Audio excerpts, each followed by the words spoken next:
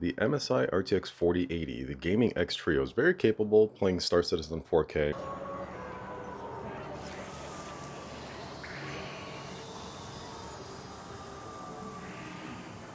But now it's time to go back to the 4090 because this gaming X Trio, it actually is much better than the 4080.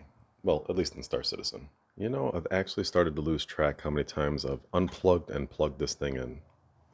And no damage so far. Looking good.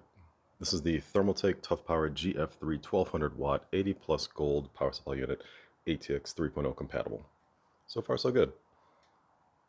Yeah, it's only warm to the touch, which is normal because this is all warm. And let's see if I can do this one-handed. Oh, I can. Look at that. Nice. In no particular order, we have a trash iPhone, a stick, a 3090, a 4080, and a 4090. Very interesting size differences here. And let's prepare for landing. What's big? Just get our screw on. Prepare for insertion. Prepare for insertion. Insert. Insert. Why are we always preparing for things?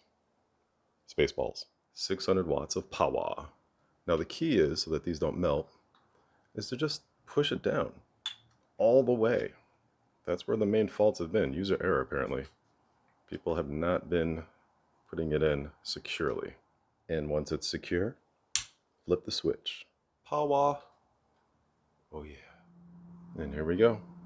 The MSI RTX 4090 Gaming X Trio inside of the Thermaltake distro case 350p with a 7950X AMD Ryzen 9 processor, 64 gigs of Kingston Fury DDR5 RAM, 6000 mega transfers, and oh wait, sorry Intel, you don't belong there. That's the next build. Next build.